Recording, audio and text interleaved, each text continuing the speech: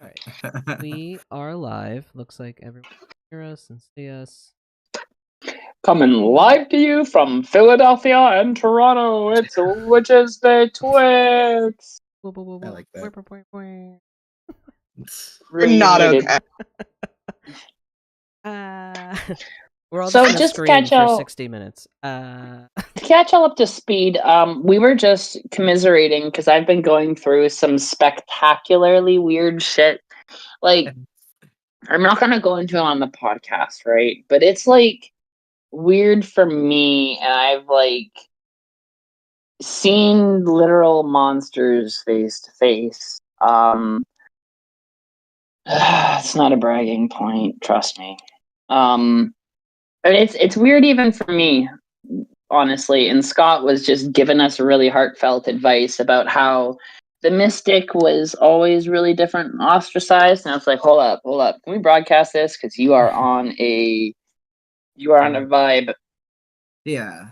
So no, I was just talking about because you had mentioned like how do you talk about like these incredible mystical experiences, and especially when it's so fucking like like not even obscure but like vulgar. Like it's shocking. You can't talk about it without sounding like you're fucking insane.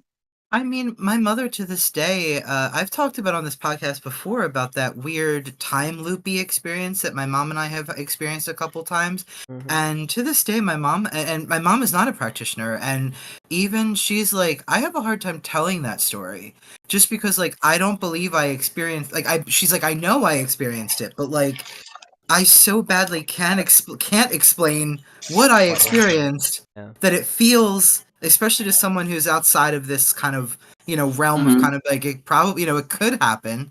Not that she's a non-believer, but you know what I'm saying. You know what I mean? Like when we're in ritual, we've experienced all sorts of strange things, or when we cast spells and they work, etc. But for somebody who doesn't do that, it's bizarre. And I think in general, we kind of even for us, we often even for me, I've had experiences like I experienced my first full body apparition in my backyard, many moons ago. But I never thought that I was gonna. And like when I tell you an apparition, I mean like made of moonlight, seemed to be like sort of opaque and milky white and full body, and like, you know what I mean? Like she was full form, and I could see her and I could hear her footsteps as she walked. It was bizarre, but and it's funny how my mind sort of tries to reject that memory. Like I'll memorize, I'll remember it just like randomly. I'll be like, oh yeah, that totally happened. And it's just because I can't, even me who like I know that can happen. Your mind just wants to try to reject that. But I think from an outside perspective, looking in at like the mystic, the witch, the cunning person, the priestess, the priest, etc. When we're walking with one foot in the other world and one foot in this world, we're bound to have more bizarre experiences. And I think though that we have to come to a place of acceptance in ourselves that we are just a little peculiar. There is a reason out, like once again, as I think everyone on the podcast knows, my focus is predominantly on European folk tradition and traditional craft. That's because that's I keep my mind on my own magic. But That's your wheelhouse. yeah, and I also think it's just because I take very much to heart like I don't need to steal other people's magic. You know what I mean? And like you it ain't have my your own, business. yeah. Yeah, like so I focus on making sure that I create a very cohesive system of magic that works for myself and I attempt to understand. But anyway, that's not what we're talking about today. Today we're talking about mystical experiences and sort of where we fit in being sort of on the outside. But what I was getting at was in the European tradition, there's a reason why we talk about hedge riding. We talk, we often see, it's actually funny, a really useful popular example here is Hocus Pocus with the witches that sort of lived on the outskirts of Salem, right? That same sort of the cunning person who lived on the outskirts in a hovel, the witch's hovel. You see it in fantasy, you see it in folklore, and even in real life. Like if you read, I believe it's called The Devil's Dozen. No, not The Devil's Dozen. The Devil's Plantation? Devil's Acre? I forget what the damn book is called. I'll get the name for you guys. there's a lot of discussion about how now not all, but most cunning folk were very poor, very unhealthy, Mm-hmm. and a lot of them made their money from selling cures and laying on of hands, etc. And there is something about the liminality of their existence. They often lived on the outside. They were often seen as spooky, and kooky, and it was just part of that experience. But the thing is that oftentimes, even in other cultures, differently but similarly, um, there was this sort of accepted otherness, right? You were one of the Mm-hmm. community, but you were somehow you existed in other ways that other people maybe didn't readily, right? Um, or not as easily, or maybe not at all, depending on the culture. Um, and I If I think that, may. yeah, absolutely. Oh, sorry. Go ahead and finish.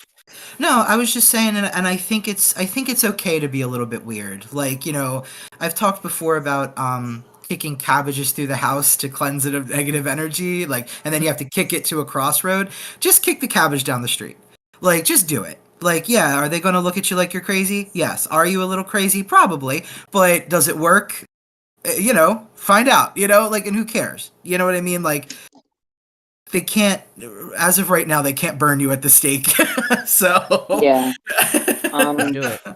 I With the think caveat, yet.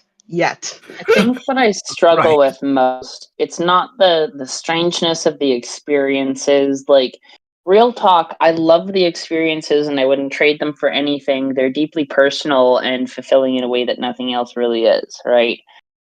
What I'm tired of is feeling so diametrically different from society that there's just nowhere I fit in, right? Mm. Like, the old quote, reality is stranger than we can assume.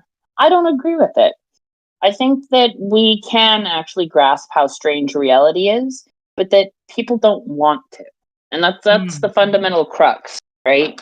Like, when you really delve into this shit, it's not it sounds really complicated when you have to like read the minutia of quantum physics, right?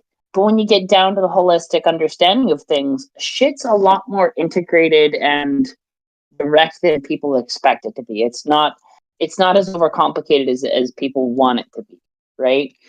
And I feel like the hardest part I have is the fact that so many people live in such a different reality, and it's false, right? We know three-dimensional reality is not how shit works. We have enough Not theory. everything. But from what we're even getting now, it suggests that three-dimensional reality is a result of stuff that's existing outside of three-dimensional reality and casting it into existence, right? Like, it gets really fucking wibbly wobbly to pull a line from Doctor Who. The more that you start studying Wibbly this wobbly, shit, timey right? wimey. And it's just, people always look back and say, "Oh, I wish I was this person who came up with this theory, who did this thing," right? But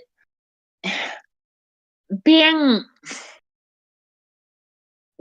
being that person often means being an outcast, right?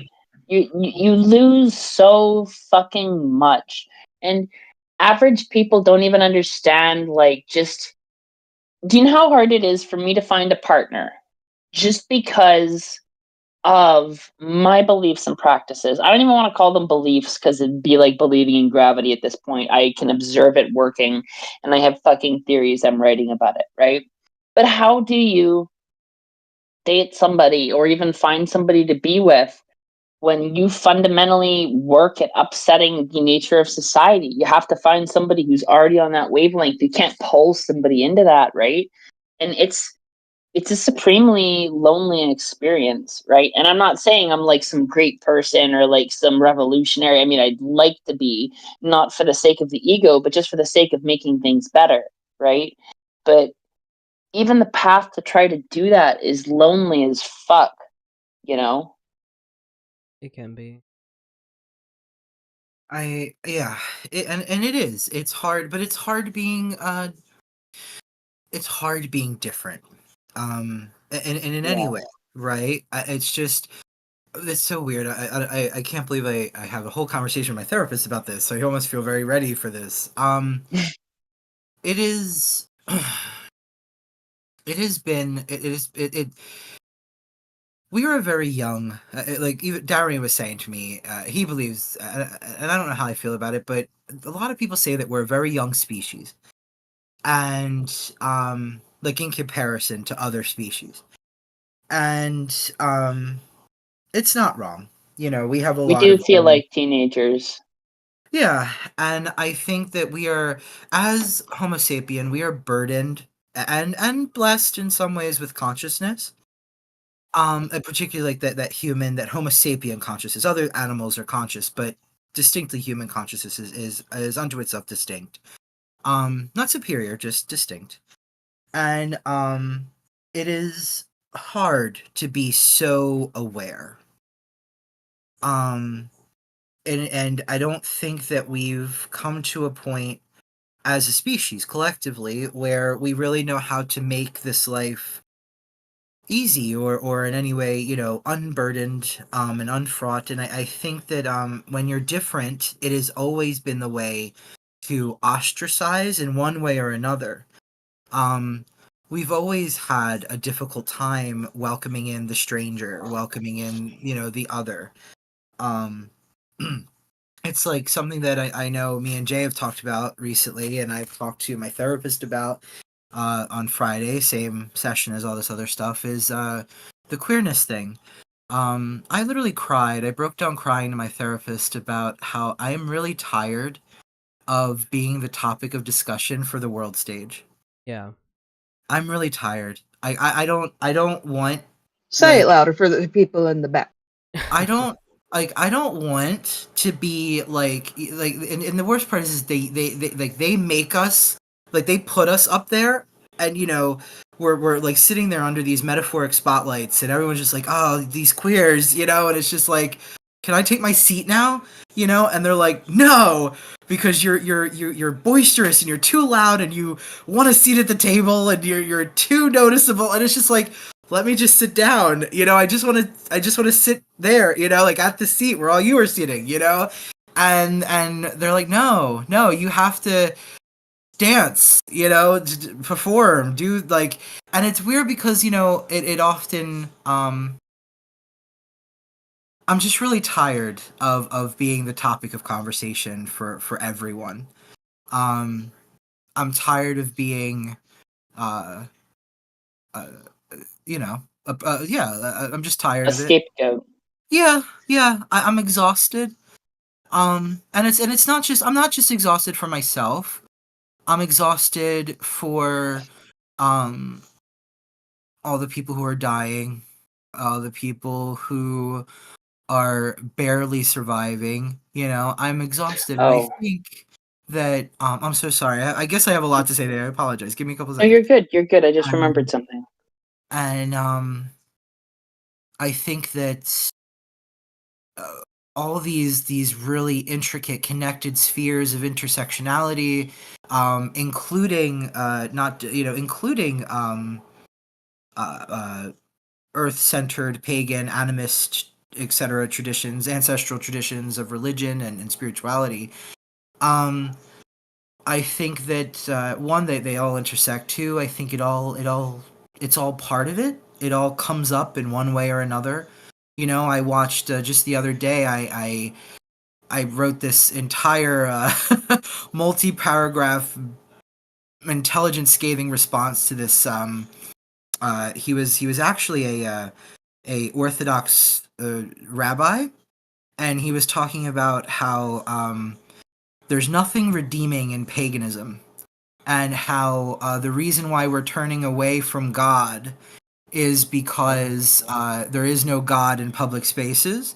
And Yeah. you know, you just, you know, you turn to paganism when you wish to be a hedonist, when you wish to forego your morality and your morals, and you wish to forego social norm, and you wish to destroy the you know, the nuclear family and all this other nonsense. And of course, Hell yeah. I Let's do it. completely obliterated him with my words, but then I deleted it even though I spent 2 hours writing, a multi-paragraph ain't worth response it. to this asshole.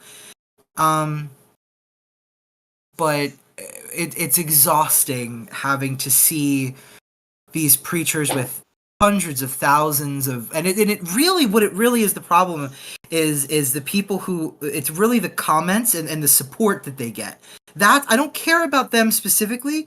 I care about the people. So many people listen to them, and it drives me crazy. I care about the people who listen, not about the preacher themselves. If You few know, people listen, that's one thing, but so many people listen, and it drives me crazy. you can't really get across to those people, right? And honestly, this is what I keep coming back to that makes me feel okay. They claim to be Christians, right? Yeah. Yet tell me Yeah, what most of word them. of Christ they follow. Right. I'll level with y'all. I was raised Catholic. I've read the Holy Bible. I'm not a religious person, but I absolutely fuck with Jesus in every capacity. Okay, Most because I've read the fucking pagans, Bible. witches And you do. want to know? You want to know who Jesus admonished? The religious, the pious, the condemning. He gave more shit to people who thought they had a right to judge other people and ignore their own sins and their own wrongdoings simply as an aversion and a distraction. He admonished the money changers who took the temple. He admonished the occupying Roman army. He stood up for sex workers, for queers, and for his neighbors. He stood up for people who were oppressed. Jesus was a revolutionary figure who practiced compassion.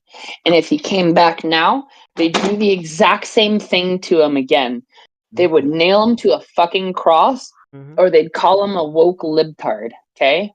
It's important to understand that they don't even follow the teachings of their Christ. Not to get all biblical on y'all, but like, But I had that's the actually 2 thing. acid trips in the past 2 weeks, and we are at like actually at Revelation 6 right now, just right before the fucking riders roll out, right? The thing Go ahead, what were is you gonna say, Jay? most people that are pagans, occultists, Wiccans, whatever, a lot of us are familiar with the Bible. A lot of us are familiar with the teaching. And we have all been saying, like, we tell these people to their faces, "You're not a Christian. Like, you're not. You're not. You're not a Christian. You're not going to the teachings of Jesus. You're not aligned with that." They don't care. They don't listen. They No. are all that they have a Jesus figure in their head, whatever that is. They've probably, honestly, their religion as they're practicing it is largely constructed from media, I would assume. Like, you take Mel Gibson's fucking Passion of the Christ, that's probably where they're starting there. They're like, yeah, some torture porn about some guy, and we should, kill all the poor people. Yeah, Christianity. Like, they're making up their own. They don't have a text to fall back on because a lot of them can't fucking read. So, this is like, a lot of them are functionally fucking illiterate in this country. So So they're just making up shit as they go. It's all based off of yes. bullshit. It's based off of nothing. And that's exactly what Revelation 6 talks about, the false prophet and turning away from the word of the God, claiming that it actually is. Not religious, not pious, but this is literally out of the end times. Somebody who is the Antichrist leads people away from God by claiming to be godlike, but being a complete inversion. If you Honestly, I follow think the that book, it would person. actually be Trump. Everybody knows it's Trump. Part of me thinks it's Trump, but part of me, I don't know. I kind of support the idea that it might be Musk because he is Did you sort of. see, though, He that they're tries to like be God. actually. He does, but they're evangelizing Trump. I Yeah, don't I know if don't know y'all saw why. this, but they wrote a book about Trump claiming, like, there's this guy who was a former con man who's in jail and everything, and he wrote a book that evangelizes Trump and treats him like he's the second coming of Christ, literally, right? Like, these guys are actually starting to turn him into a messianic figure, which is extremely dangerous. There are books about it, yeah. And that's where, we come back to, like, our arguments. Like, we tell them I need to hit it's the not bong. right. We tell them it's false. We tell them, like, you're not actually practicing Christianity. They don't care. And that's and I think that's, like, that's where it has been the biggest struggle for me is you can't get through to them, can't change them, and I so feel you. they just continue to shit on us. But back to what you I'm were not. saying earlier, Scott, about like dancing for them, right? You know, like we just want to chill, like we just want a seat at the table kind of thing. And how you were saying like you're tired of being on the spotlight, you're tired of being the topic of conversation. And it's so interesting for trans men in particular. A lot of us and especially in my experience, I am very like cis passing. I have, you know, very solid passing privilege. Most people do not know that I'm a trans guy. Just by You are. looking at me and interacting with me, most people don't know. And probably the most upsetting Can I just say thing, what a change from 7 years ago? right? Yeah, I think it's that real ever sick hairline you got going on. It just yeah. screams, "I am a dude." I am a dude, and it is disappearing rapidly.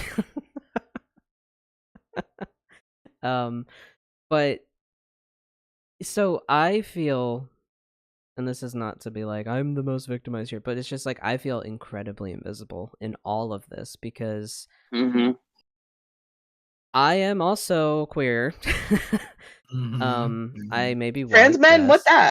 that? Yeah, and it's like, especially this whole transgender sports ban thing that was brought up. It's the banning of transgender people in women's sports. Okay, so if you're saying, like, if you just follow the logic trail, trans men are completely excluded. We literally do not exist to them. We are not, like, and I'm not even going to say here, sometimes within our own trans community, that is an issue. Trans men get really, really, like, we get stamped out. A lot of it is because Part of we the were raised as girls. So we were taught to be really quiet, you know, very demure. You know, we were just taught to shut the fuck up and just get along with everyone, and we do, you know. This, not to generalize, but this has just kind of been my experience, but it's very frustrating to me that I am a target, but at the same time I also kind of am not, because not outwardly, right? You don't know that about me.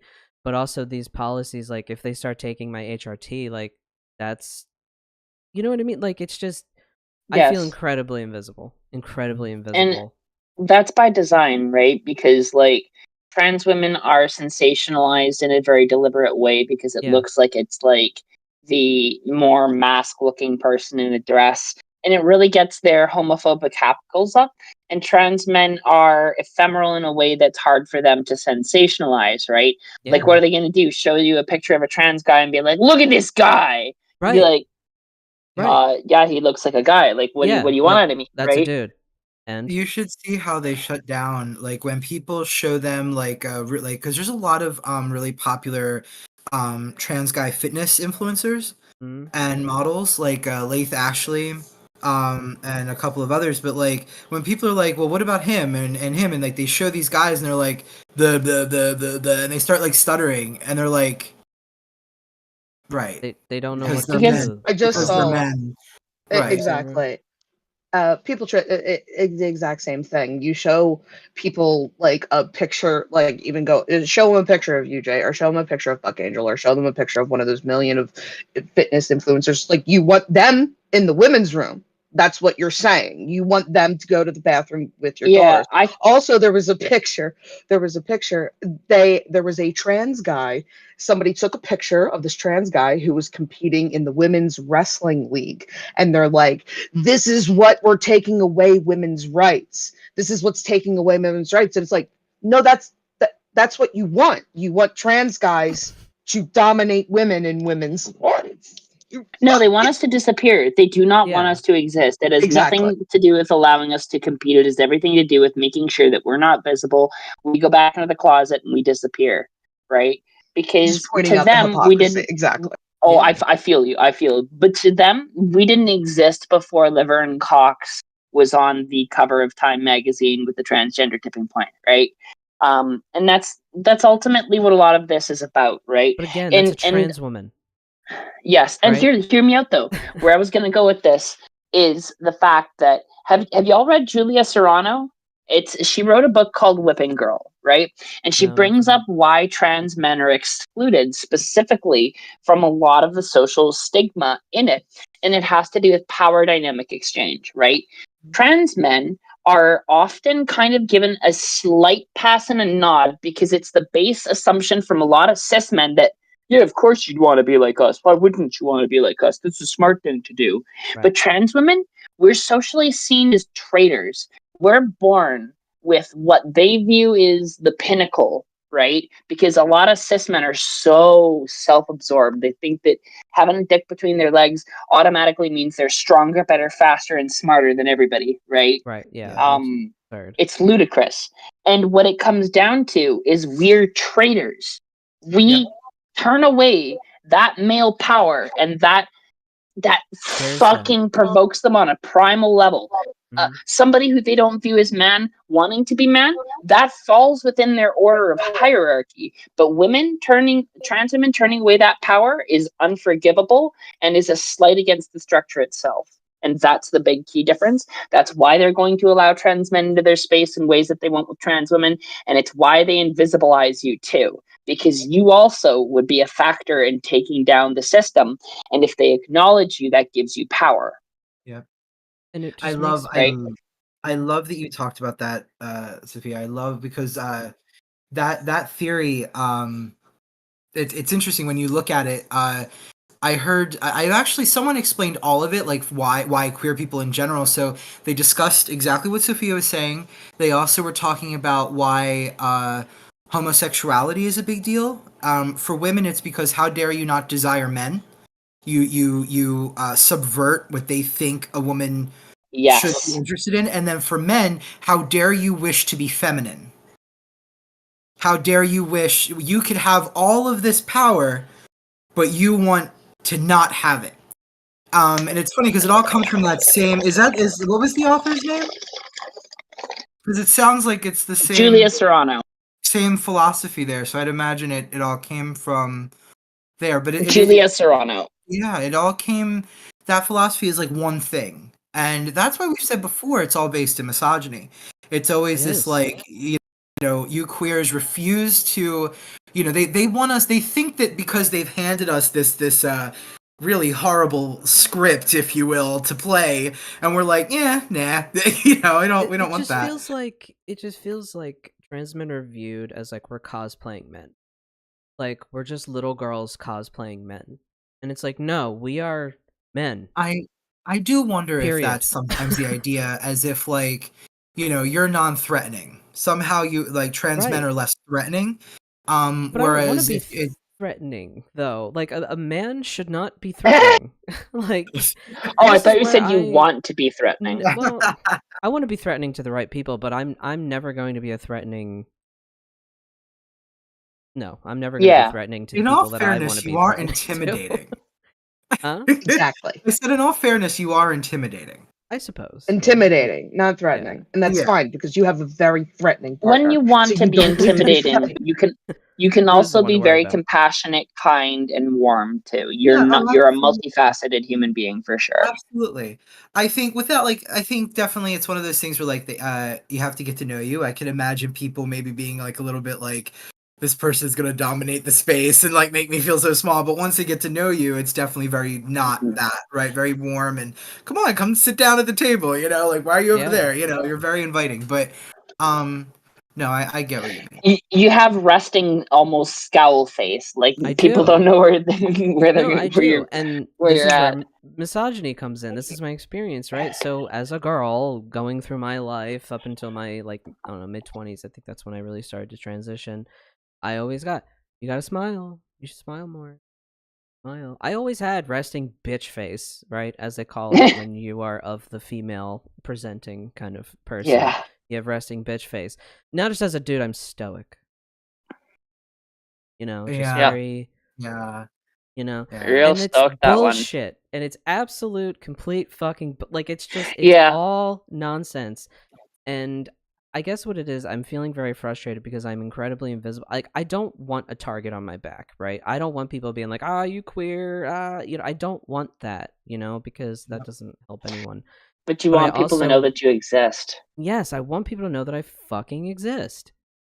And that's just kind of, and I'm sure there are a lot of trans men that are feeling, kind of like similar feelings. And also, how do we use our whatever maybe little position of power, privilege, persuasion, influence that we may have with other men?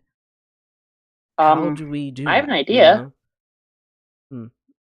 So first off, your T ratios actually make y'all really good at building muscle mass. Not to say every T guy is going to be a bodybuilder, right?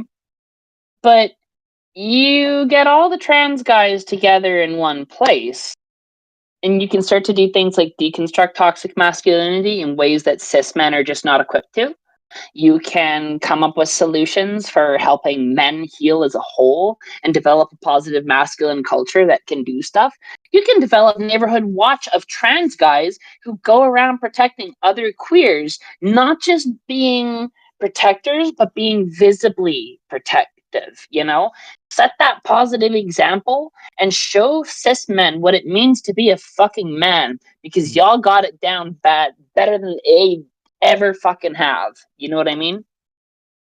I'm glad you said that because, and this kind of goes back to what Scott said in other episodes, like struggling with this idea of queer superiority, right? I also struggle with that in terms of being a trans man. I'm just gonna say it. I'm a better version of a man. I'm better. I'm better than a lot of you Better, faster, motherfuckers. stronger, harder, hornier. Like I'm just fucking better. I don't need. I would like to personally attest to this. Yes.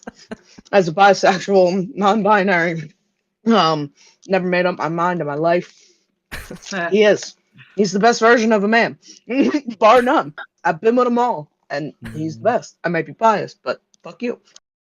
And and I say that with some level of sincerity and some level of just not. But like, I'm a better version of a man than a lot of the men that I have had in my life as role models. I am a better man than my father. I am a better man than my grandfather. I'm a better man than my uncles. Like, they're all fucking trash.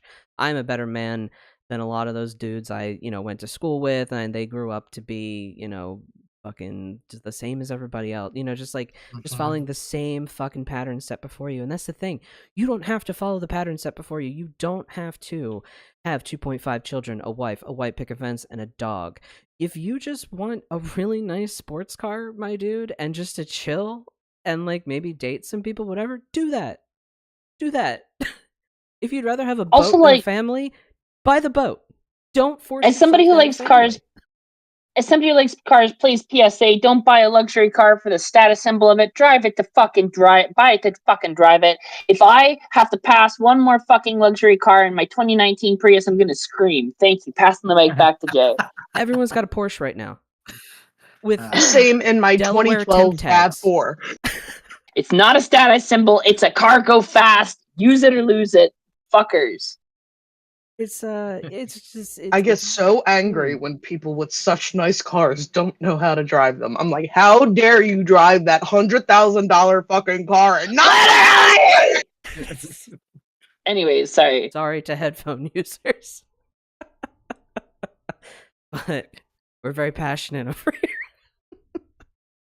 Look, I'm a trans woman, but I drive for a living and I like fucking cars, okay? I don't like how they're detrimental on the environment, but boy, I sure love going fast around a fucking corner with like a low center of gravity and hitting it like a race car driver and scaring people because a Prius shouldn't. Well, I mean, it does corner like that, but they don't think it should, and it spooks them, and it's a great feeling. Sophia doing like donuts in the Prius in the middle of the intersection, like no, trans not rights, bitch. Not donuts per se, actually, because it has a really good anti-brake lock brake system. But what a Prius excels is it has all of its batteries and its floorboards. So it has an exceptional lower center of gravity, and people think that its engine is weak because it's a hybrid, but what that actually means is they have two engines. So you have your electric engine for lower transfer speeds, and you have your gas engine for higher transfer speeds, meaning my gas engine doesn't have to work to get me up to 60 to 80, and then I can fucking kick in my second engine to blast up the hill in a way that my regular four-banger never could. And on top of that, because it's such low center of gravity, I can hit corners in a way I just can't in other cars because I can fucking grip it. Anyways, don't underestimate a Prius. They'll smoke you in a race if they're good. Sophia out here living her best Fast and the Furious Prius life. Hatchback Prius, even, baby. White knuckle on the wheel coming down the mountains. But can I say, I do also love Sophia's idea of creating like a community watch group, like the Pink Panthers or the Pink Pistols.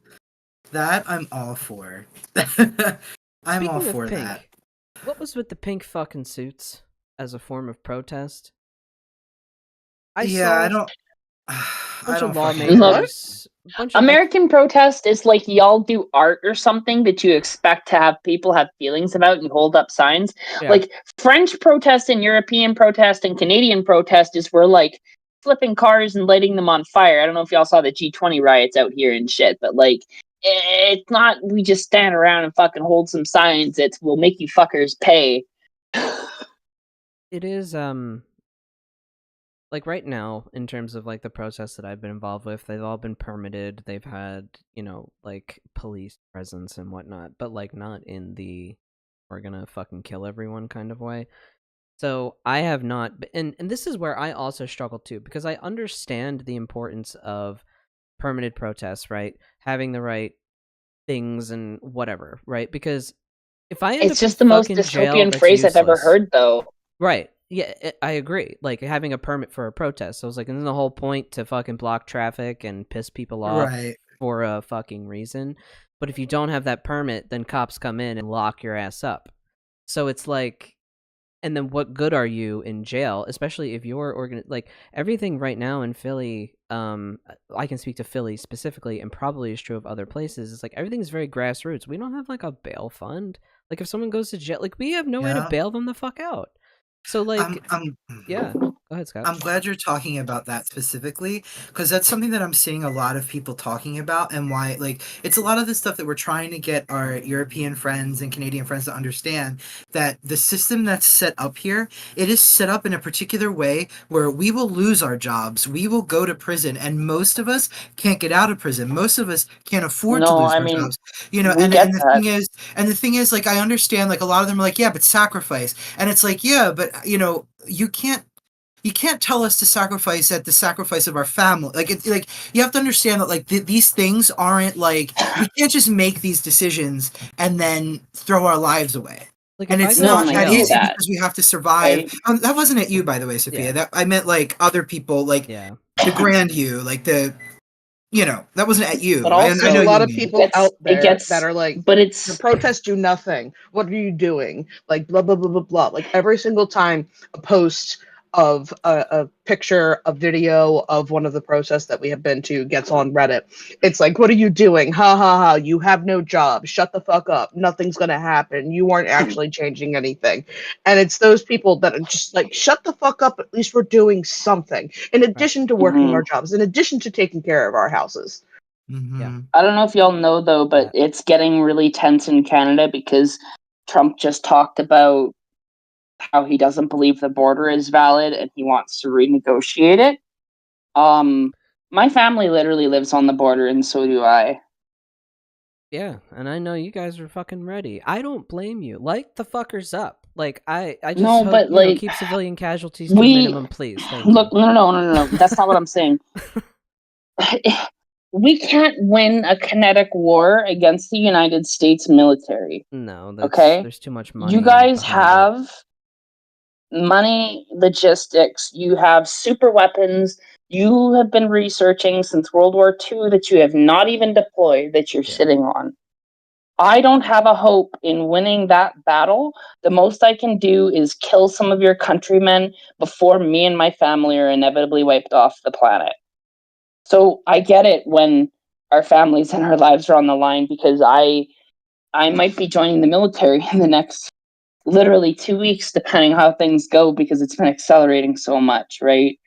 And then this puts we and then we have ourselves, like the people, like, and it just sucks because it's all these people in power, right, that are doing all of this, and the people are just like, what the fuck? I'm trying to appeal to y'all. We can't beat your government without you as well, right? And We don't know It's how exactly to help yet. That's the thing I can't figure out, because if our military turns on us too, I really what do don't we think they're do? I don't think it will. I I don't think really it don't. will.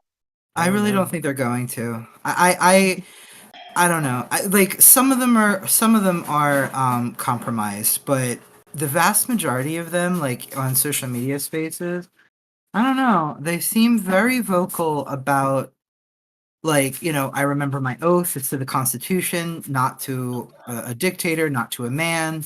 It's to the American people. Like a lot of them, like thousands on multiple different videos, hundreds of thousands on multiple different videos, just being like, I remember my oath. I remember my oath. And we have like, we can make an entire city. Unlike any other country in the world, I've said this before.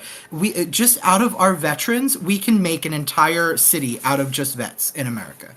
Then I need you guys to You make me a know, promise. It's a hard fucking promise.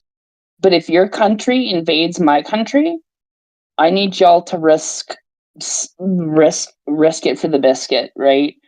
Um, we can't win without y'all doing it too, and we'll help you But doing however the what? fuck we can. people Anything. people will fight.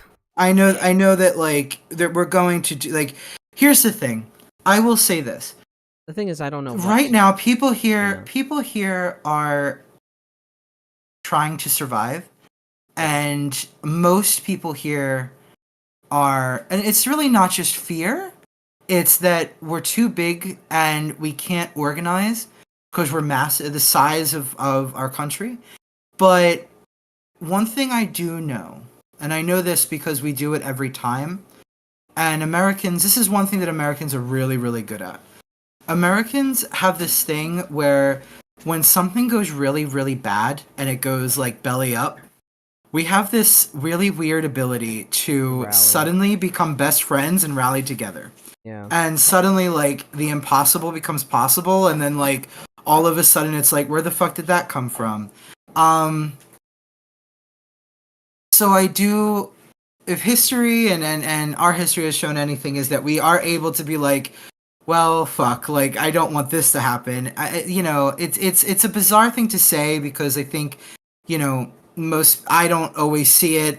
It's complicated, but the point of the matter is that I really don't think that no one's going to sit on their hands, is what I'm getting at. Definitely not us, but, like, because I can't talk to. I mean, we're not going to sit on our hands. It's not really how this is going to work.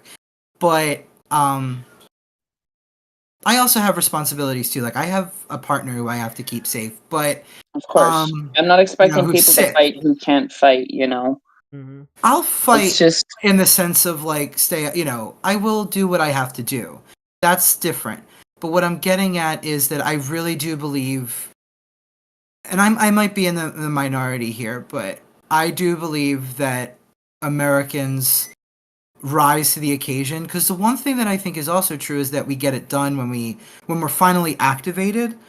I don't think that most Americans are activated. I don't really No. think that they know how to act. I don't really think that they. They don't get it. I wonder if sometimes some of them do. I think that there's a couple of things at play. I think the diffusion of responsibility.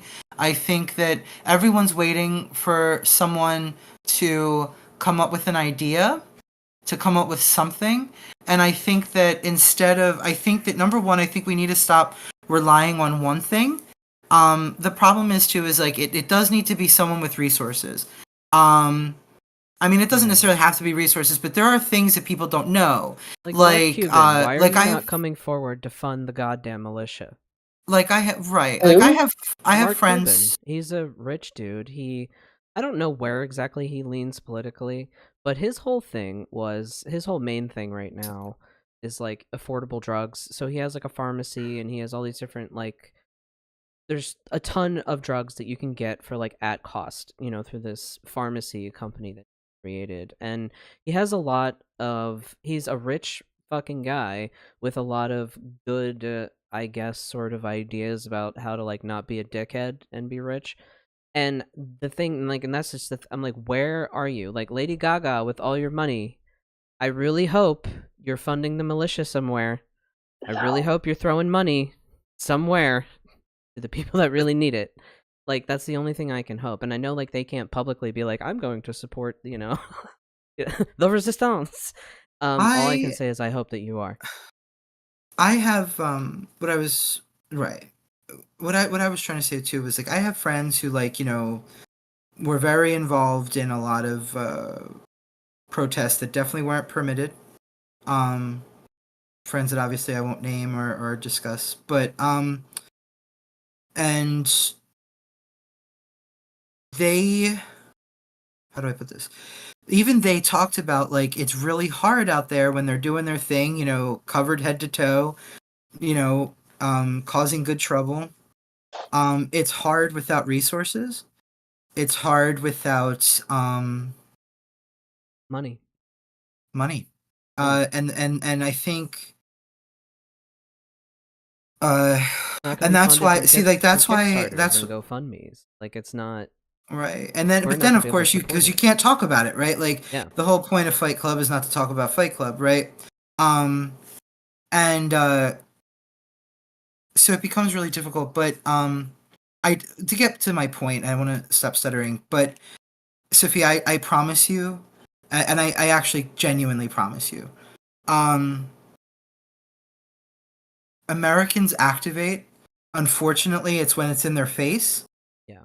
And they don't think it's in their face yet because it's not dangerous. They don't feel the heat yet. But once they feel the heat, they'll activate. And once they activate, I promise you, it will be like It's kind of like we won't stop. It's sort of like tunnel vision. Like, we won't stop until we hit the end, whatever the end is. yeah, Kind like of thing. Americans just have this thing. Their goal will be to get it done, and that will be it, and then it will get done. And I know it's not ideal, but I can only give you what historically we've done as a country. I do I not think think that America as a whole will support invading Canada. no. That's the advantage. Mexico, Is that's a different I can question, chip in though. I don't here. know. Well, the thing is, they can't they can't invade Mexico without Alberta's oil reserves, which is why you see them strategically negotiating with Alberta to join Canada or join the States and betray the rest of Canada right now, because they need that reserve, and their first step is to negotiate now. Now that Canada's hardballed them, they're going to the provinces essentially, and unless Alberta hardballs them, if Alberta hardballs them, then they're going to try military intervention, right? The only thing I So kind of laughed. I was like, what is the U.S. trying to offer Canadian provinces as yeah, come join the what they're U.S. You trying get to do is nothing and you'll bully like it. us. They're trying to bully us into submission the same way that Russia did to Ukraine. It's nearly identical. It's It the is same identical. playbook. That's why we have had Ukrainians writing us in Canada, warning us that what they're doing to us is identical, and warning. There's actually Russians who've written to Americans now, warning that what your government's doing is identical to what their government did to them, and how similar of a situation it's becoming. And people think often, like, very similar to America, why don't Russians rebel, right? But it's like they can't. It's so Yeah. clamped down over there, right? And Russia's a fucking huge country. Like, there's so much space. Like, there's So all what these other people. choice do I have other than to do the most insane possible magic that I can, like the most insane, or join the military? It's been fucked. You know what I mean? Or do both. Both. But Yeah. no, I really do think that I really believe I really believe in the faces of even the active service members. Like, if the order I is really given, like, believe go invade Canada, they'd be like, So fuck you. yeah, I the really older don't only think that hope. they want to, and I really believe a lot of them who are like I've talked to, whether it's lowly, newbies in the army or people who have connections to higher ups. They're like none of us are interested in invading our friends, and and they've already, a lot of them have already, and these are active service members, not just the veterans. So even now, active service members are not allowed to get political. They can get in a lot of trouble for being political. I don't know if it's the same in Canada, but our service members just aren't allowed to be But I political. hear them also be political in support of Trump all the time. And here's the rub, right? Where they'll talk policy because they're allowed to talk policy. Where they're allowed to talk policy, they can't endorse. They'll endorse his ideas, but in the end, like, they'll do it smart. That's Not why they don't get in publicly. trouble. They very much have a culture bro though, where they bully anybody who's not very hard right. Right. One thing though that we have as a big advantage is this: the majority of older service members are not down to go to war against Canada. However, the big thing that we're starting to see is the people who are easiest to mislead are the really young, double undercut, curly perm top kind of boys. You know what I mean? Um, I'm looking at you, Doge boys, because specifically they're young enough to be misled. Most older soldiers have seen enough shit and had their lives devalued enough time to not be idealistic enough to buy into propaganda and bullshit. They're usually some of the first people to disbelieve it, right? Especially when if you're a guy with like a family, like if you already have Mhm. like like, or like if you like house, like if you have something that like you've really built up and like you've had to mature, you've had to mature because of this thing in your life. No, you're probably not going to be susceptible to propaganda. Yes, but the young military boys are, right. They're still susceptible. That's why they join up. You have people like me who will never join the military as active duty, but we're what you might call like first wave. If there's a war that goes on, I'm in the first wave of people to sign up and go to training and go to deploy, right? You don't even have to draft me. I'm going to go apply.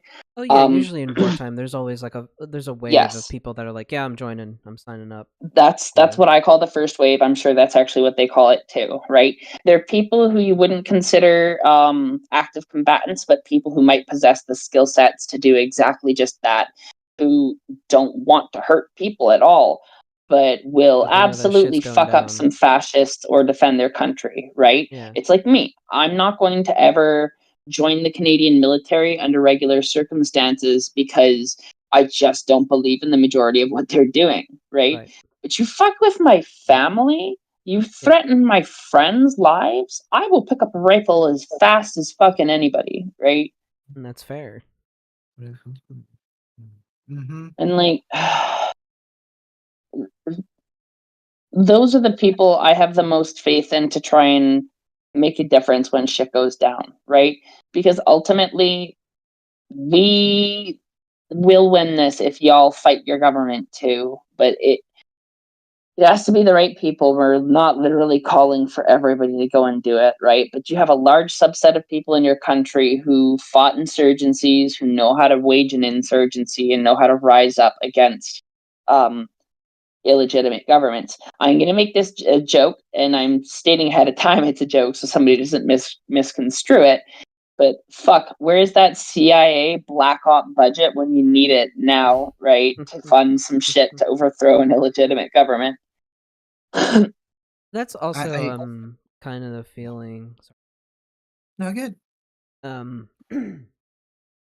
It feels a little lonely here in the US, right? We all know that the world hates us. Like, we were never nice as a country. Like, a lot of our we were never nice. We just took over fucking land. We followed England's example for a long time. We tried to have our fucking empire. It's awful. The thing that we've built this country on bloodshed and murder and theft, and it's awful. Hatred. And a lot of Americans know that it's awful.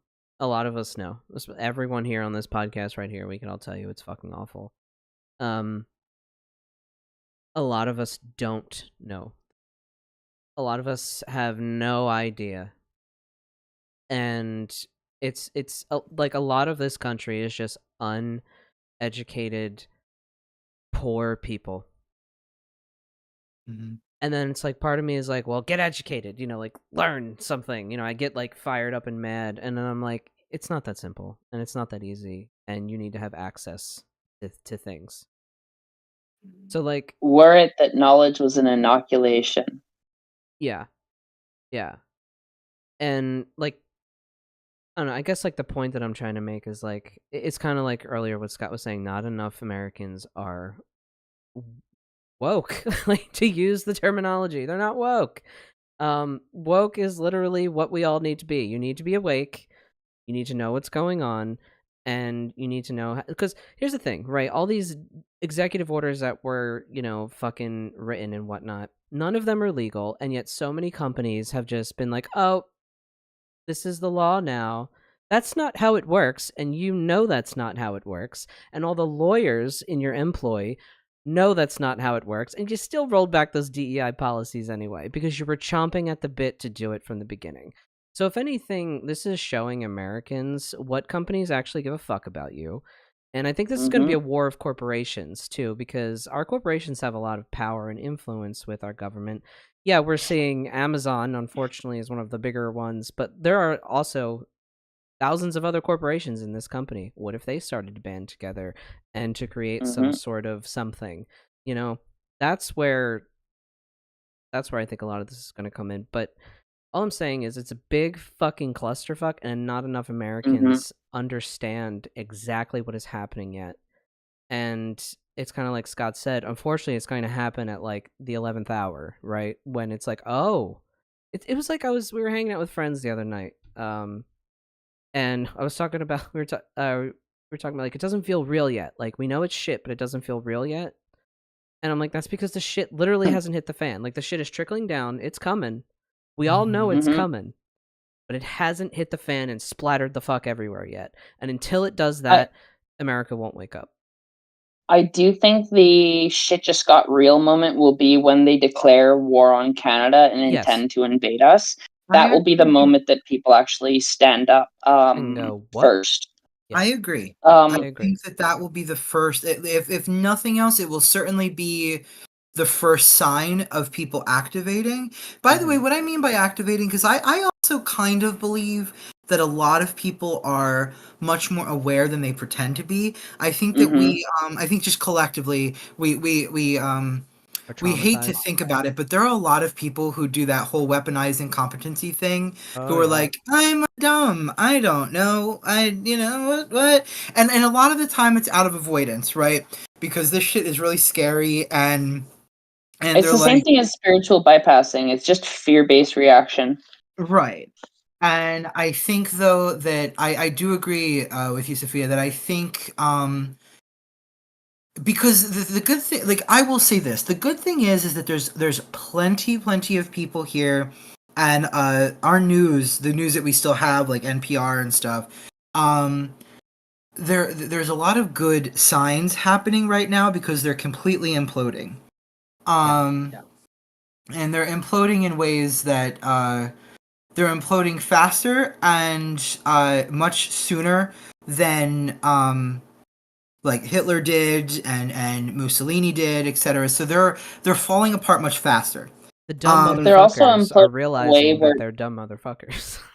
Yes, Right. and they're imploding in a way where people aren't going to rejoin because it was enough to have one January 6th, but to see it get to the point that it'll get to, they'll be so disenfranchised, they will have no choice but to do something. The good news, Sophia, the only good news I can give you is that collectively, the vast majority of Americans, and I know it doesn't seem that way, but please do not look to everyone. Please do not look at American voting Y'all stuff. Y'all are some of my favorite people. Like, let me be clear. I have more friends in America than I do in Canada. Right? Y'all are some of my favorite people on the planet. Yeah, it's terrible what's happening, right? Right. just know that and this is from personal experience and from spending way too much time online. We collectively, like in America, are not for warring with our allies. Yeah. Like like, here's the thing. I know this is going to sound crazy for some people. So individually, Americans can be very xenophobic. But here's the thing. Americans love Canadians. We're not making fun of you when we say like A and bud and stuff. We think it's cool. To our Australian friends, it's kind of a one-sided beef. You guys don't like us, but we just think you're cool because you have kangaroos and stuff. A lot of us would love to live in Australia. We just can't afford to. We think you guys are cool. But like the point that I'm trying to make is that none of us are interested in a war with our friends. And we think about, like, you can see personal vlogs, you can see people collectively just discussing things on Discords, on YouTube comments, where we're talking about the people we love and care about that are not American. And our friends in Mexico, we have friends and family in Mexico. We're not interested. So the good news, that's why I talk about activating, because I think that what's going to happen is, right now there's a whole lot of diffusion of responsibility. There's a couple of, I forget what the social names for those. There's a couple of phenomenon that go with sort of the frozenness of Americans. I forget what the scientific terms for that, or scientific terms for those are. That is, but honestly, it just feels like we've been Stockholm trauma syndrome? dumped into submission. there's particular names for the phenomenon. There's socio-psychological names. I forget. What was that, Jay? I'm sorry. No, it just kind of feels like we get trauma. We've been collectively trauma dumped into like executive dysfunction almost. Like we have executive dysfunction collectively. You can kind of like a social, Yeah. Societal CPTSD. Yeah, essentially. We're like, wow, everything is bad, but where do you start? You know, like it's just kind of this like kind of feeling. Yeah, that does feel like societal CPTSD, just from like being as an American and having normal be so fucked that if you were actually in a place that was good to you, you wouldn't be able to recognize it.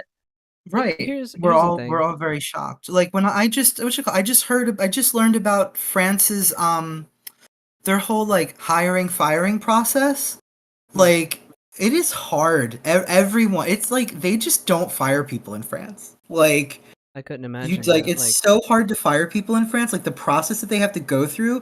You still have a job for like 2 to 3 months after your first like final hearing, and you get like this grace period of like if they change their mind, like if something changes. But then on top of like that, after that grace period, you have like 3 meetings that you have to go through. Like it is like so much. Like it is so. I'm like, wait, you guys have a really ethical like hiring system, and us, it's like, yeah, we know you just had a kid, you just came back from your maternity leave, which your husband doesn't get paternity leave because that's not real, and but yeah, guess what, you're fired. We do that all the time. When we'll go back to work like day 2, and they're like, hey, guess what, we're letting you go. You go, why? Well, I don't have to give you that because this is an at-will state. Sayonara. Yep. Or the classic, we know that, you just had some big loss and all that, but you're fired. Yep, that happens all the time. And like when I heard about France, like France's we use our PTO, we're still scared to use it. It's like, it's your PTO, you're allowed to use it, blah blah blah blah. Yeah, but like if I use it 2 days back to back, if I kind of use it, like I have to use it strategically so I don't piss off my boss, and so that way I don't get fired. When specifically Europeans, I don't know how Canadians feel about this, but I know Europeans because I've listened to the Europeans talk about it. When they hear Americans talk about how we feel bad for calling out sick, yeah, they're like, what are you talking about? And we're like, we're shamed. Like, we do too. We absolutely do too. Oh, okay. I haven't taken a sick day in the entirety of when I've actually no. Well, the only time I took a sick day in film was when I was so bad that it couldn't be determined if it was COVID or not without tests. Therefore, I had to stay home. It wasn't COVID, and I could come back in 3 days. And they let me back early, and they needed me back early because there was too many people down. But like, that's the same thing here. It also doesn't help when. No, I have an extremely on-point example of how terrible the American health system is. Is literally within the past month, we accrue our sick time. So if you don't have sick time, same. Take sick time. Exactly. And it is, we accrue a day every 2 months of working, basically. I had about 5 hours. I worked for 4 hours while I was extremely sick. I basically was like throwing up and I could barely make the screen out, but I worked for 4 hours, so I only had to take 4 hours off. And then just this week, I severely burned my hand while I was making lunch, and I was crying because I didn't want to take the rest of the day off and use the rest of my sick time, but I literally couldn't move my mouse, so I had to use the rest of my sick time. And now I can't take any more sick time for at least another 2 months. America. Yeah, there is this. Yeah, and then and I remember what you were saying. You were like, the whole time I was just like, oh my god, how do I work? How do I keep working even though my hand is fucking burnt? How do I keep working? What's also doesn't help too is if you work at like a semi-decent company. So we both work at like a decent company. It's not the greatest by any fucking stretch. It's all right. They give you just enough perks to keep you content, I suppose. And if you are a person that also has like a sense of duty, like you work in a team, like I always have like a good work ethic, you know what I mean? Like I always want to do my job to the best of my abilities, whatever it is. But like if you're a person that has that sense of duty in addition to how America is set up, you're just like every time Screwed. you call out every time you call out sick, you're like, oh god, oh I'm sweating, oh I have anxiety, let me pop 3 Ativan and call out of work today. It's brutal. It's fucking brutal. I feel it. And also, in addition to what was contributing to that, is my troublesome coworker. So I'm on a team of 3 with 1 supervisor, and one of our team of 3 quit. Last Friday was her last day, and then I was actually supposed to go to jury duty on Monday. Oopsie poopsie! Thank God I didn't, because then literally my coworker would have been the only person working in a team of 3 that day, and she said she probably would have quit. So yeah, we just have to avoid jury duty and just like push through people quitting just so we don't lose our jobs. Right. What else got me that almost made me personally secede from the union? I was about to just say my property is my own sovereign nation, and I'm seceding from the union because we bought a fucking house in 2024, and we filed our 2024 taxes yesterday. Okay, we bought a house in 2024, and my whole fucking life I have been fed this lie that, oh, if you buy a house, you get a big tax break. You get a nice little tax break. That 1 year, that first year that you buy a house for the first time, you get a fucking tax break. Except you fucking don't. You fucking don't. It only applies We owe if you bought a house back in... $300. Yeah, we ended up owing like $300 fucking dollars. It's all a fucking lie because it was all contingent on 2008 and the stupid market crashing fucking nonsense. That was the tax credit that existed. So going forth, you get nothing and you'll like it. And that almost made us secede from the union yesterday. We were like, nope, can't, nope, pissed. Like literally, my mother bought a house for $125,000 in 2016, and she received $7,000 back on her tax return. But I bought a $250,000 house in 2024, and I get told you owe. What? Yeah. I also think that we're trending towards a new way of thinking here. Oh yeah. I think that people are very tired of the system overall. And Sophia has mentioned this many times, correctly so, that there is no going back. Yeah. What existed once will be buried at the end of this. I don't know where this road ends exactly, and I pray it isn't in bloodshed. But at the end of all of this, America will look very, very different. And I also argue too that it will be for the better by the end, but it will. I would agree. it will be ugly in one way or another. Again, I still, whether it's futile or not, I still pray it's without the bloodshed of innocent people. I should say innocent people because I really don't care what happens to bad people. But I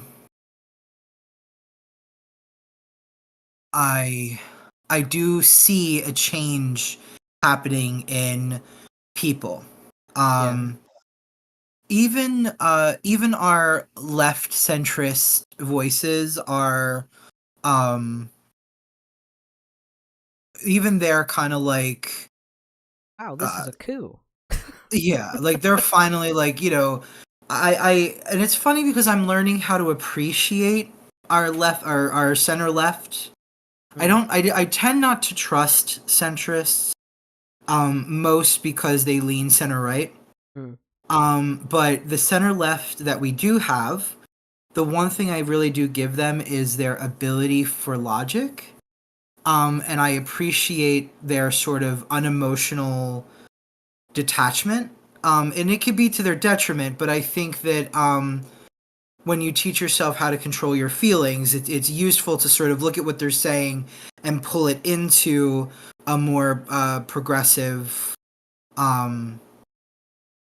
framework, whatever, a progressive idea, whatever. I think that we're there, once a centrist, regardless, starts using the word fascist, I think we have a problem. In a good way, though. Yeah, I mean it feels nice to have a centrist on your side. It definitely creates an opportunity for all the parties on the left to stop their pointless bickering and to realize that now we're like what we're facing now is, as I actually just wrote a status on NPR because South Carolina brought back death by firing squad in prisons, and I said I basically was like, this is going to spiral out of control and it's going to be used as a tool against the marginalized. And I said in that same post, I was like, the American Fascist Party, formerly known as Republicans, this is what they do. They succumb to their most animalistic instincts. So I was like, of course it's a red state, Yeah. And you would be disgusted to see the voices who are like, I support it, I like it, and I'm like, Until you're the one on the wall. Right. And for no reason. and then of course you had people who were like, well, he wanted it, like as if that makes it any better. So what I was saying is simply that I think all the left parties are starting to be like, this is whatever this is. This should have never been allowed to happen in the first place. Right. This was ridiculous. We sat there and watched, the whole fucking all the wheels come off, you know what I mean? And we were just like, oh, the other wheel fell off. Oh, that wheel fell off. Oh no, the mirror fell off. We just were like, okay, we'll keep driving. Maybe it'll get better. Yeah, if we ignore it, it will go away. Just gotta make it to the gas station, guys. Right. And now we're broken down on the side of the road. Like, help. Help so. me. Help me. So I think I am seeing a change. And honestly, this is what I've been saying on the podcast for a long time. I'm not particularly surprised that change is happening slowly here. No. But I'm also not surprised that it's happening. It's just maybe not. Here's the thing. In America, I learned a new word from my friend Richie. Incrementalist.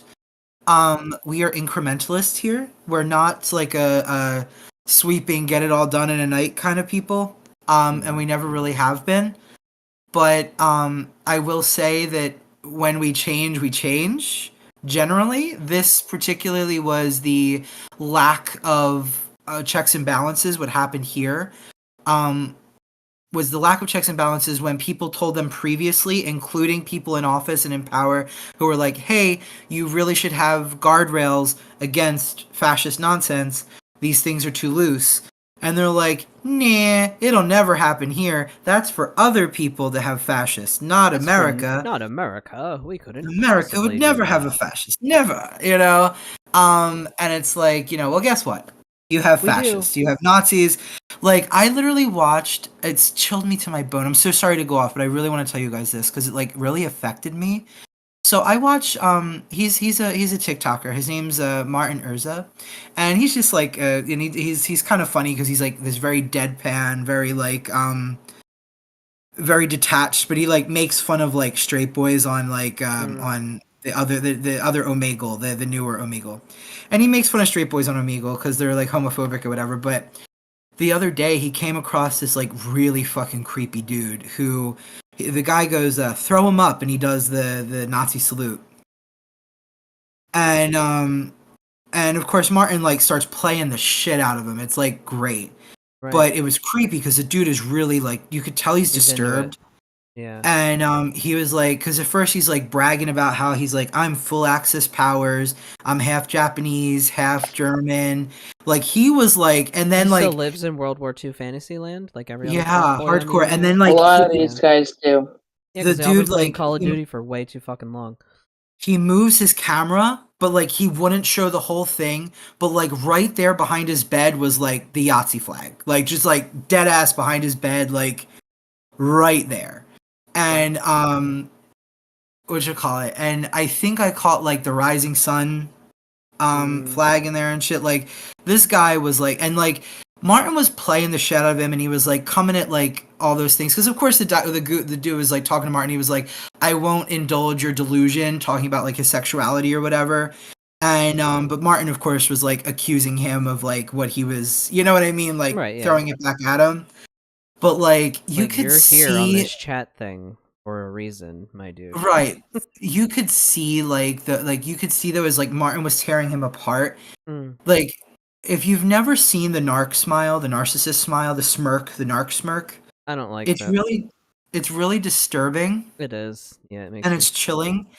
And 9 times out of 10, the people with the smirk are malignant narcissists, which means that they're dangerous physically, not just emotionally. And people in the comments were like, he was so upset. Look at that. Look at the smile on it. But I knew what it was. I was abused by a malignant narcissist my whole life, or for a long time, ages 3 to 18. So like, I know what it means. And oh no, Sophia. Oh, you're back. Oh, Yeah, weird Discord error. You okay? Yeah, this is a Discord error. And I know what that smirk meant, and I was like chilled to the bone. Darian actually had to like hold me because this guy triggered me so bad. Because I was like, I could see the like the bloodlust, like I could see the fury, the rage in him. And it was funny because I'm pretty sure Martin was right about everything he was saying about the guy. Like the guy was just, you know, a self-hating kind of person. Yep. And it tends to be those kind of people who get into that kind of stuff, right? Like if you were to do like a psychological analysis on all those creepy people who go out into the woods in like, you know, the you know, the scarcely populated counties of Pennsylvania and elsewhere in the country, and they do like these creepy like camps where they all learn to shoot and try to kill people, you know, marginalized people and shit. A lot of them are disenfranchised. They're disillusioned white men who, and usually I'm pretty sure they all devolve into a circle jerk anyway. So right, or you know, they all have their shit, right? Like you know, it like, you know, and they're all yeah, it's all disturbing because they're the most dangerous because they feel that they have nothing to lose, which is ironic because, you know, they're the most privileged of us all. They have a lot of money and property and family. It's right. It's all very bizarre, but that video, like, it was supposed to be funny, and it was, but it was really disturbing watching this guy who was just like, I'm full access powers, bro. And I'm just like, that's creepy. Why would you say that? You know, like, Mm. and then like to like turn the camera and like. So, does that mean that he's both part World War II loser? A double loser. Not to shit on Japan, but just like, man, that's not the flex you think it is. Right. I mean, They did- both, you know, they both, like, both of those places are kind of like, we really fucked up, and we'll never do it again. and we'll never do it again. And, like, you know, Japan was like, let's yeah, build Germany. cool I shit. think Germany does it really well. Japan has some issues with it, but America can't admit that they fucked up because they'd have to admit that the inception of the country fucked up, and they don't want to acknowledge the indigenous genocide. So it all comes back to that. If the sins of the past come back to haunt the present. I mean, and that's where we're at. I think about like the attitudes beginning to shift. I am confident more so than I have been, and I don't know if it was the really good therapy session that I had, but I'm learning to place my anger, place my the feelings of hopelessness into something. You know, I have to turn them into something. Because I you know, it's something that I've said on the podcast. I don't remember when it was, but I said one of the things that's really going to help us, and Sophia agreed with me, where I talked about how one of our greatest tools is that our side is more intelligent. Compassion is an intelligence, right? It's you know, we're more compassionate, we're more empathetic, but we're also more educated, and that's just a fact. I'm not even trying to call anyone stupid. So, you know, if any, not that they listen to this, but you know what I mean. It's just a fact. They brag about how little they read, right? And that's not the flex they think it is. We have entire like we even have statistical data that proves that due to their lack of education, they're more susceptible to these kinds of political beliefs. I think there's like there's probably a correlation, right, between like people who is particularly like men that are like, I've never read a book in my life, and they're the same men that think it's like gay to wipe your ass after you take a shit. Well, not always like that bad per se, but like here's a good example. My dad, he's not the worst. He's what I'd call center left. He'd probably be an anarchist if he knew that he had anarchist values. But he has a habit of voting conservative just because the brainworms catch him a little bit, right? But his actions don't typically support conservative action, right? But like he, how do I even explain it? He's not like a conservative, right? But he can have those tendencies, right? Like, well, he's a business owner, you know, like it all often functions around that, you know, people who are business owners tend to kind of lean conservatives. Yeah. I feel like those it's not just the not reading books thing, because like my dad always bragged that the only book he ever read was Ferdinand the Bull, right? That's a symptom. It's just the fact that because they don't read, they're much more easy to take advantage of, right? They're not always even idiots. Sometimes they're just caught up in brainworms. Like my dad's low-key an autistic genius. He brags about only ever having read Ferdinand the Bull, but then taught himself how to use a $40,000 what was it called, surveying equipment software system, just because he needed to, and he just read the fucking manual and is using like this extremely expensive equipment, and people were shocked by it, and they thought he was a fucking dummy, and they invited him to Vegas to do a little talk, and beforehand they actually didn't tell him he was going to do a talk, but when he got there, they were like, hey, do you want to like maybe give him a little speech? And my dad's like, yeah, you thought you were going to get a dummy like me to fucking come up here and say how easy it is for me to use it. Well, I'm not going to be your fucking guy, so fuck off, right? And he took him for the free trip, right? Nice. So like these guys aren't necessarily dumb. They can be extremely intelligent when applied. But education is keys to liberation, right? Yes. A big thing about education is teaching you how to think in a way so that you can naturally filter fact from fiction by artifact of observation. You don't need someone to tell you what's right and wrong when you understand holistically how everything comes together, right? But you don't do that by understanding a single perspective and thinking that yours is always right.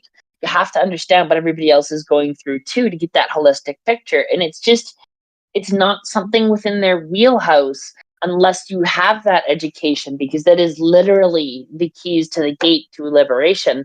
And that's why there's such a war against education itself, right? I also have a total rant to go on about Magick here, but I want to pass the mic first before it circles around to me. I did want to say that we are an hour and 25.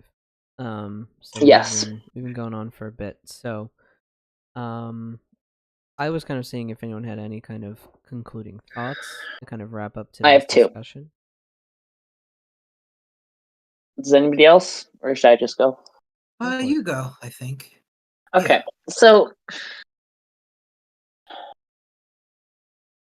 the first point is to jump back to what I was talking about with Jesus and how these people don't even follow Jesus. I don't think that even pointing it out to them is useful. I bring that up merely as a point to the fact that their own savior wouldn't approve of what they're doing.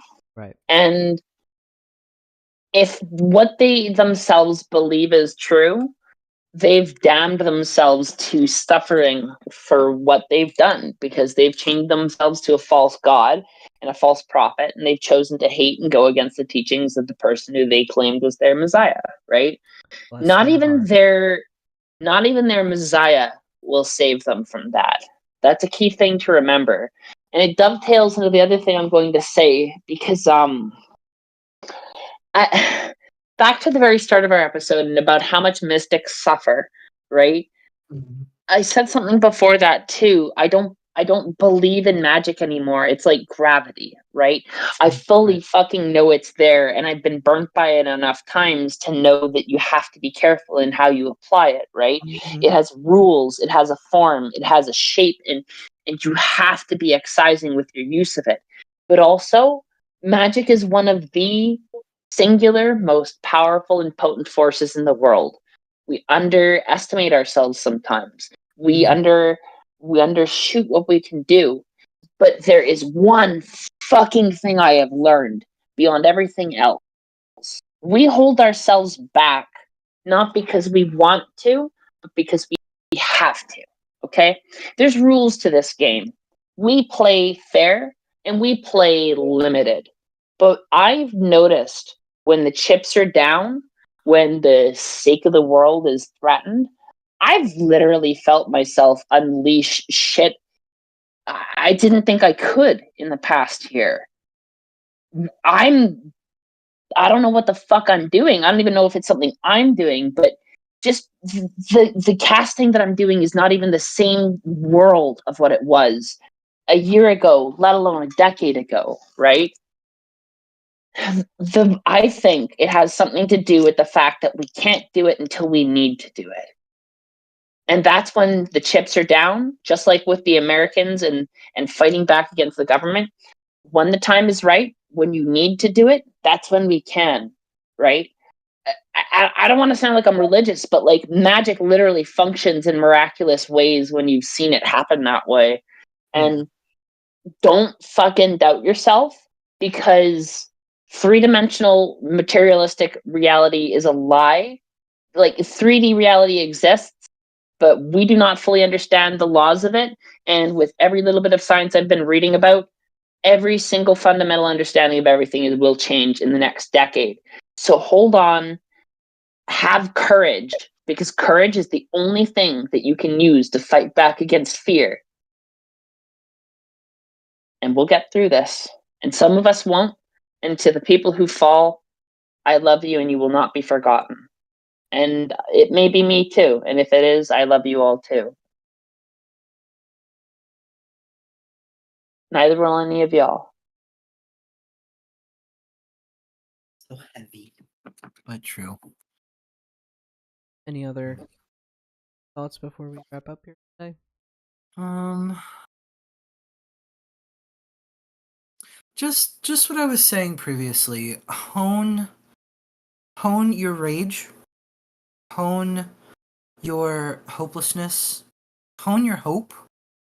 Hone it into something with a point, and not just for war. It could also be it doesn't have to be a tool of war all the time. It could be a pen. It could be whatever, but hone it into something. Use it in ways that will help your family, that will help you do things that are big or small acts of resistance, because all resistance is resistance. And don't be quiet. I need everyone to, and I'm particularly talking to queer people here, but please don't be quiet. I need everyone to and I know that I know crowds are hard, but I need everyone to go to Pride. I need you to fill up queer events, go to drag shows, go just we're more powerful when we're doing things, when we're giving back to our communities and our money is going back to our community. Don't buy queer stuff from Amazon. I actually Buy have a from website that I found for flags that is super cool and is like independently owned, so I'll share that in the Discord. Because I was looking for some flags for my house, because I was like, oh, I really want to get like a pride flag and shit. Have anything like that, and I was like, well, I don't want to go to Amazon for my pride flags, you know. Yes, I got mine from a queer Etsy seller. Yeah. So just and also please do remember that there are ways to do magic. There are plenty of books out there for magic for the resistance. Understand too that magic, there are what we're playing with right now, what we're fighting against right now. There are some really weird rules, like Trump's egregore. The bigger the personality, the bigger the attention, the bigger the egregore. And that's going to be really hard to hit him directly. But I don't want to make this into any longer, but there are things that Jay and I have talked about. I've talked about binding some of his doing bindings on the people who feed him, and Jay has talked about something else. I forget Jay's position. We were kind of talking about queer empowerment, but that is more, I think, more stuff on the Discord that we can kind of get into. We don't have it today, but just do your magic. Fight with your magic. Fight with your words, your actions. Fight for yourself. Be there for your friends and your family, your chosen family. That's, I think, where I'm at. Going just like us, we come back every week, but we keep coming back. And all right, so I think we're gonna wrap it up here. Let me do my quick plug. We do have a Ko-fi page. We have a couple tiers on there. You can support the podcast, just help us with like website hosting fees, all the other fucking fees are paid.